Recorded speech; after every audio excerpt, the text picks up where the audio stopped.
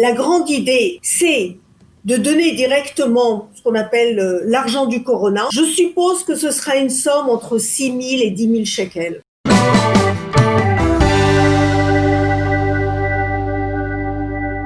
Professeur Élise Brézis, bonjour, Boker Tov. Boker Tov. Merci d'être avec nous ce matin.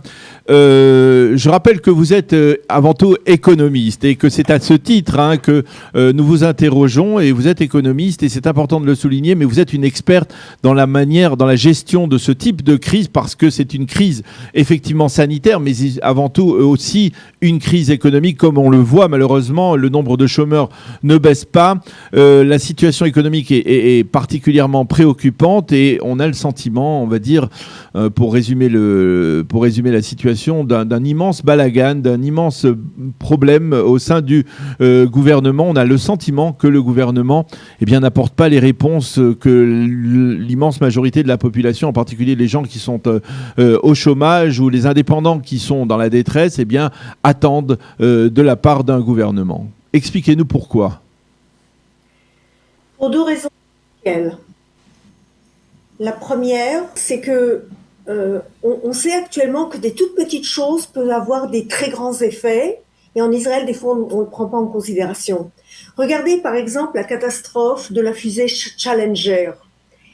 La raison pour laquelle elle a explosé, c'était parce qu'il y avait une toute petite bague qui fermait cette espèce de fusée, une bague qui coûtait $10, et elle n'était pas parfaite, et donc ça a permis cette espèce d'énorme catastrophe de milliards de dollars. La même chose en Israël. Il y a des petites choses sur lesquelles nous ne savons pas du tout prendre en considération parce que nous voyons la chose globale, nous sommes très bons pour avoir des grandes idées, mais finalement, au jour le jour, la bureaucratie est trop importante et ça ne nous permet pas donc que lorsqu'il y a vraiment des très grands problèmes, au niveau des idées, ça peut être parfait, mais au niveau de la façon de le faire, la solution, c'est très problématique. Vous savez très bien que sur les 100 milliards qui sont supposés être donnés, alors c'est vrai qu'ils sont supposés être donnés sur quelques mois, mais on aurait dû déjà en sortir à peu près 70 milliards jusqu'à aujourd'hui. À peine 30, vraiment, sont arrivés dans les comptes en banque des contribuables israéliens, voilà, de ceux qui en ont besoin. Voilà, donc ça c'est le premier problème. Mais attendez, ça c'est un problème incontournable, c'est-à-dire un gouvernement. On parle de décrets d'urgence, on parle de toutes sortes de décrets. Pourquoi finalement un gouvernement ne peut pas surmonter cette problématique, distribuer de l'argent à ceux qui en ont besoin? Alors c'est ce qu'on veut faire maintenant. On a compris que lorsque l'on va de façon régulière, ça ne marchera pas. Donc on va faire, si vous voulez, comme lorsque vous avez un problème de cœur, on va faire un bypass. On va passer, et c'est pour ça qu'on va donner l'argent directement. Comme on avait donné, vous savez qu'on avait donné 500 shekels par enfant, et là, les gens l'ont reçu. Mais oui. Tout à fait, juste avant Pessah. Donc, on va faire maintenant la même chose. On va plus poser des questions, on va plus se poser la question, est-ce que vraiment vous avez reçu des profits plus élevés qu'eux ou moins élevés qu'eux? La grande idée, et encore, il faudra voir que ça peut se faire, d'un point de vue même des lois, c'est de donner directement ce qu'on appelle l'argent du Corona. On ne va pas l'appeler de l'argent du chômage, mais l'argent du Corona. Je suppose que ce sera une somme entre 6 000 et 10 000 shekels par personne qui ne travaille pas, qui devra écrire « je ne travaille pas ». Et par personne, par mois ou une fois? Par personne par mois et probablement pour les 6 prochains mois. Mais attendez, c'est pas seulement pour les gens qui sont en khalat, c'est-à-dire en congé sans solde, mais même pour les indépendants? Absolument, parce qu'attendez, les gens qui sont en khalat, les gens qui sont au chômage, là il n'y a pas du tout de problème. Ça c'est le Bitoach Leumi régulier qui les prend en considération, et vous savez très bien, alors là j'ai été très étonnée, je pensais qu'on devait continuer ça jusqu'en janvier, mais le gouvernement a actuellement si peur qu'il le continuera jusqu'à juin 2021. Donc là, Oui, mais attendez, là encore, voilà, Élise, je vous prends au mot parce que vous dites jusqu'en juin 21, mais ce n'est pas encore une décision qui a été prise parce que, c'est-à-dire, ça n'a pas été voté. Il faut la voter par la Knesset. Il faut que le gouvernement la vote. Il faut que ça passe à la Knesset et que ça soit voté. Ça va prendre encore des semaines. Ça va prendre encore un petit peu de temps, mais ça va parce que là, quand même, on se trouve en juillet. Les gens reçoivent encore. Mhm. Donc, c'est juste à temps. Donc, de ce point de vue, en fait, si vous êtes un ex-employé, vous êtes dans une situation bien moins grave que si vous êtes un indépendant. Il faut être réaliste. Jusqu'à présent, vous aviez peur qu'après 3 mois, eh bien, qu'est-ce qui va se passer? Alors là, maintenant, on prend en considération non pas 6 mois, mais maintenant on prend plus qu'1 an. Donc là-dessus, c'est bien fait. Je vous annonce qu'il y a de très nombreux économistes plus libéraux que moi qui sont contre. C'est-à-dire, dans les réunions, vous voyez des gens qui vous disent « Mais non, c'est une folie, parce que les gens vont arrêter de chercher du travail. » Et là, nous avons vraiment un énorme débat entre des économistes qui disent « Nous sommes dans une période de crise, il faut y aller à fond », ce qui est ma position. Ma position que j'avais expliquée dès le début, c'est qu'on a une espèce de boule de neige et qu'il faut l'arrêter. Et donc ne pas regarder et même pas ne pas poser de questions, est-ce que vraiment vous devez recevoir l'argent, oui ou non? Donner, augmenter pour que les gens ne soient pas d'abord dans une position qu'ils ne pourront vraiment pas payer leur loyer ou alors vraiment ramener à manger à la maison, hein, c'est vraiment la situation. Et deuxièmement, vous êtes aussi dans le fait que les gens iront acheter, auront moins d'incertitudes, et donc vous ne faites pas une espèce de baisse de l'économie. Parce que si les gens n'achètent pas, il y a de plus en plus de secteurs qui vont être touchés. Donc, ça, là-dessus, sur les gens qui étaient employés, il n'y a pas vraiment de problème. Ici et là, on a le problème des jeunes, on a le problème des gens de plus de 67 ans. On a des petits problèmes qu'on essaye de solutionner, mais en gros... Mais donc, les indépendants, la nouveauté, c'est que ce sont les indépendants vont recevoir des allocations chômage, en fait. C'est la première fois que ça va... Absolument. Absolument. Alors, là aussi, encore une fois, on a entendu Benyamin Netanyahou la semaine dernière, on a entendu cette fameuse rengaine de l'accordéon, on avance, on ouvre, on revient, on repart, etc. Ça donne d'un côté, on peut peut-être comprendre parce que c'est une situation de crise sans précédent. D'un autre côté, est-ce que c'est véritablement, sur le plan économique, la réponse à apporter? On ouvre de temps en temps, on referme, et on rouvre, et on referme, et là, finalement, les Israéliens sont totalement déboussolés. La population ne sait plus où aller. Et alors là, nous économistes sommes un petit peu responsables de cette situation parce que, je le dis, parce que nous avions pensé que lorsque vous pensez par exemple, à la température dans votre maison, alors vous avez un air conditionné, il fait un petit peu chaud, vous ouvrez l'air conditionné, il fait déjà bon, vous voulez pas payer trop d'électricité, vous le fermez, vous ouvrez, vous fermez. Le prix est minime d'ouvrir et de fermer, d'ouvrir et de fermer. Donc c'est une politique tout à fait rationnelle. Quand on a commencé à ouvrir et on a ouvert avant les autres pays, c'était parce qu'on pensait que plus vous restez, plus vous fermez l'économie plus longtemps, c'est un peu comme un corps qui commence lentement à mourir. Donc il faut l'ouvrir très vite. Mais nous n'avons pas pensé que le prix de refermer un petit peu serait aussi élevé. Nous comprenons maintenant, par exemple, que pour les restaurants, le fait d'ouvrir, ça leur a coûté des centaines de milliers de shkalim. Donc il y a un coût fixe qu'il n'y a pas lorsque j'ouvre mon air conditionné. Et donc là maintenant, si nous devons un peu refermer, eh bien pour eux, c'est perdre ces centaines de milliers de shkalim. Et donc, l'accordéon est quelque chose qui n'est pas acceptable. Et c'est pour ça que la plupart des économistes demandent de ne pas fermer actuellement, de ne pas refaire l'accordéon, mais de faire une différence entre mettre un masque et effectivement ne pas se rapprocher socialement et géographiquement, mais laisser pour l'instant l'économie marcher tout de même. Et là, on se trouve tout le temps dans ce fameux débat entre le ministère de la Santé et le ministère de l'Économie. Et finalement, on a très bien compris, si ces lois seront votées de donner de l'argent aux indépendants, ça voudra dire on n'arrive pas avec le corona, fermez, vous allez recevoir de l'argent pour quelques mois et quand nous aurons un vaccin, eh bien nous verrons qu'est-ce qui restera de l'économie. Et pendant ce temps-là, le marché économique sera totalement réduit. Oui, et c'est pour ça que nous pensons qu'il y aura une réduction de à peu près 10%. Une récession, c'est une récession? C'est plus qu'une récession, oui. Là, c'est une pression. Mais tous les autres pays font exactement la même chose.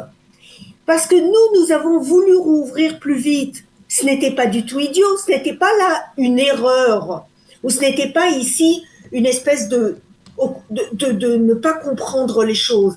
C'était une volonté de faire plus vite pour que le prix soit plus bas. Mais finalement, on n'y arrive pas avec le corona. Et la troisième chose, et encore deux points très problématiques, c'est que le gouvernement et nos élites se conduisent très mal. Et il faut comprendre que le prix pour le peuple, comme on peut l'appeler, est énorme. Mais pourquoi voulez-vous qu'il porte un masque lorsqu'il voit tous les fameux célèbres ne pas en porter? Lorsqu'il voit que hier, Edelstein a fait une grande fête, alors qu'il demande à tout le monde, c'est vrai que c'était permis, puisque c'était un jour avant qu'on ferme vraiment, mais ça ne se fait pas.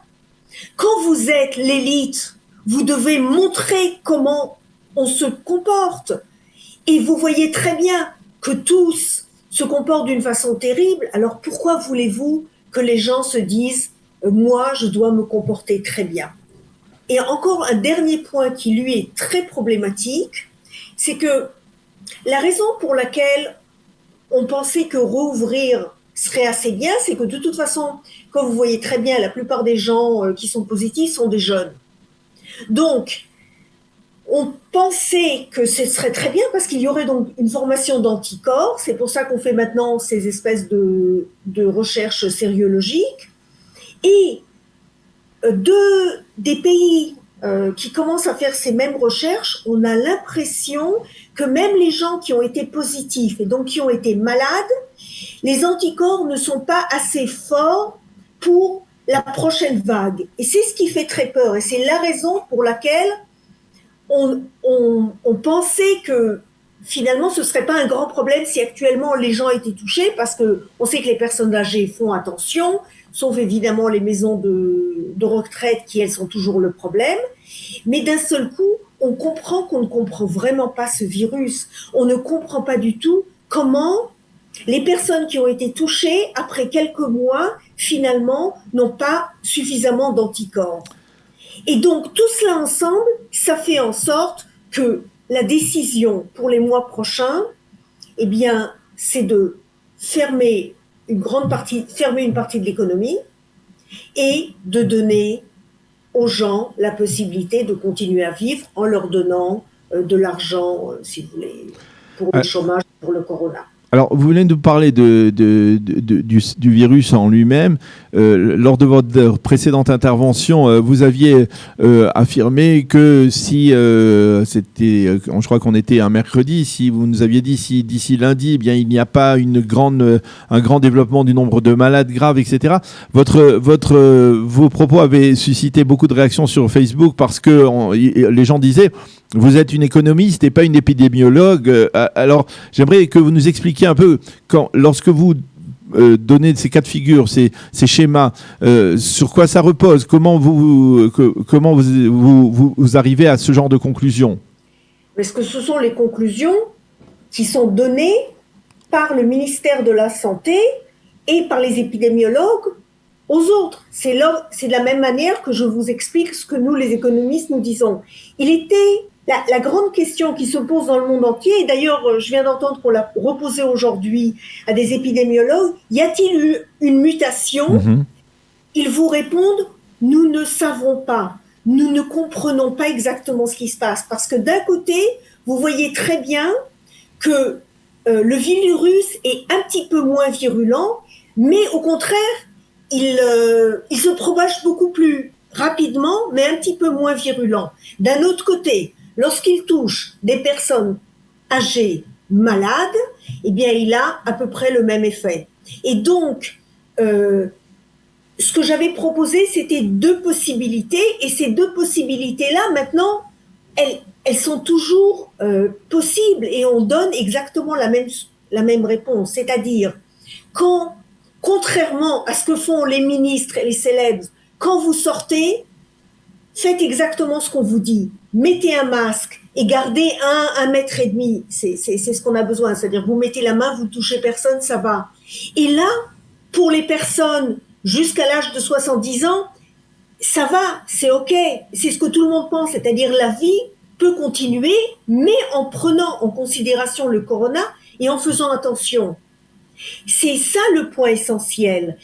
Et je le répète, lorsque vous dites ça, vous reposez sur des modèles d'experts, d'épidémiologues que vous avez analysés, que vous avez décortiqués avec vous et votre équipe, on va dire, d'économistes. Mon équipe, absolument, nous n'avons même pas décortiqué, nous avons reçu leurs données. Et leurs données est très simple, c'est que et en fait, ce sont presque eux qui vous demandent d'analyser. Sont presque eux qui vous demandent d'analyser, on va dire, ces phénomènes sur le plan statistique, sur le plan économique. Absolument. Nous devons prendre ces réalités en compte et donner quelles sont les solutions économiques. Et donc, nous prenons en compte que si vous faites attention, si vous mettez un masque, si vous faites attention à une distance géographique d'1 mètre, 1 mètre et demi, la probabilité que vous soyez touché est tout à fait minime. C'est ce qu'on vous dit. Et tous les cas positifs que l'on voit, ce sont des gens qui se promènent sans masque. Et tous les cas graves que l'on voit aujourd'hui, ou l'immense majorité, ce sont des personnes âgées dans des maisons de retraite, ou c'est exact de le dire ça ? Un grand pourcentage. Nous avons aussi effectivement dans le Nord, actuellement ce qui est plus touché que dans la première... avant, je ne pensais pas que c'était une seconde vague, parce que c'est la continuation. Mais comme pour bien pouvoir s'exprimer, alors on va quand même parler de première vague et de seconde vague. La première vague était focusée dans certaines villes. Actuellement, vous en avez beaucoup dans les petites villes arabes, à nouveau dans les villes ultra-religieuses kharidites et un petit peu partout. Et là, vous avez des cas aussi de personnes malades un peu plus jeunes qui, elles, sont touchées. Mais surtout, et c'est là un grave problème en Israël, c'est qu'à nouveau, on ne sait pas faire ces petites choses qui ont une très grande influence sur des grandes choses. Pourquoi est-ce qu'on ne fait pas attention aux maisons de retraite ? Pourquoi, lorsqu'on a dit qu'on ferait attention, ces maisons de retraite sont touchées à nouveau ? Et là, c'est un problème qu'en Israël, nous ne savons pas faire, nous avons une bureaucratie qui ne travaille pas de façon efficace. Et un dernier petit point. Tout au début, on parlait toujours, les ultra-religieux ne tiennent pas le masque et c'est pour ça qu'il y a une espèce de... Le nombre de personnes malades chez eux, le nombre de personnes positives est plus important. Ce que nous comprenons maintenant, alors maintenant il faut dire quelque chose, c'est que les ultra-religieux gardent vraiment au pied de la lettre. C'est-à-dire chez eux, vraiment, vous voyez que tout le monde porte le masque, les gens font attention. Et pourtant, le pourcentage de personnes positives est très élevé. Donc, nous nous posons la question pourquoi ? Et la réponse vient en fait d'épidémiologues des États-Unis.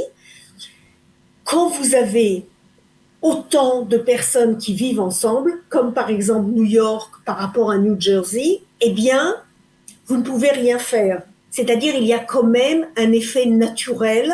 Quand vous avez 6 à 10 enfants à la maison et qu'il y en a un qui est touché et vous n'avez pas tout de suite dans les 24 heures, vous ne l'avez pas envoyé dans ces espèces de fameuses meloniotes parce que d'abord, le budget ne le permet plus.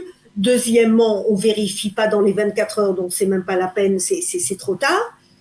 Vous avez cet effet de ces villes ultra-orthodoxes où il y a énormément de malades, mais cette fois-ci, c'est vraiment parce que le nombre d'enfants ne permet pas d'arrêter cette continuation de la ligne de la positivité, et il faut le prendre en considération. Eh bien, professeur Élise Brézis, merci beaucoup d'avoir été avec nous ce matin. C'était comme d'habitude très clair et je crois que c'était important de faire toutes les précisions qu'on a fait au cours de cet entretien. Merci beaucoup d'avoir été avec nous ce matin et à bientôt. Au revoir. Au revoir.